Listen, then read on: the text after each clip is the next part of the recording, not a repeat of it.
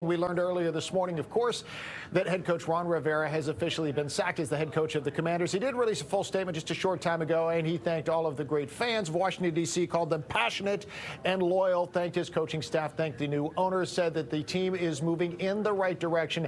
He was happy to be a part of that process. He understands it, says he's going to miss all the fans, miss all the players, and miss his fellow coaches. Now, what that means is the search for new sideline service is underway.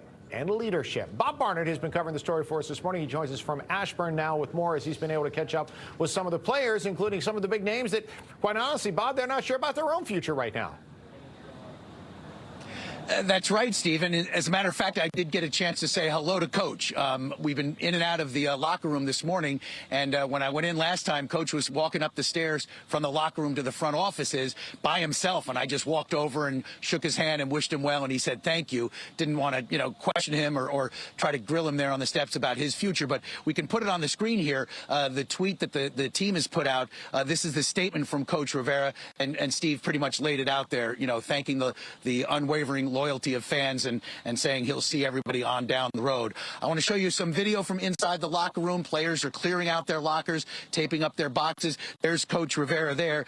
This is the video that we shot just a short time ago inside the locker room. Players saying goodbye, what have you. Hey, they lost to the Cowboys yesterday, 38-10, an 8-game losing streak to end the season after winning their first 2 games.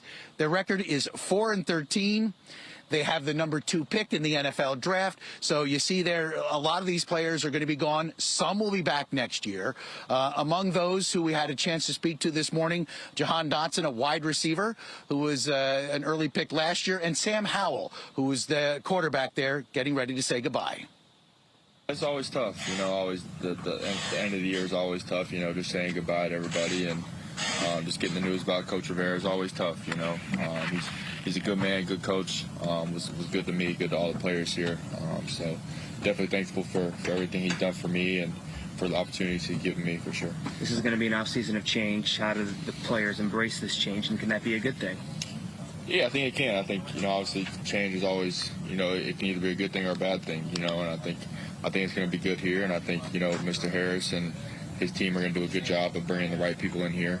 So I think there's definitely a lot to be excited about. It is exciting because Mr. Harris is the future for us.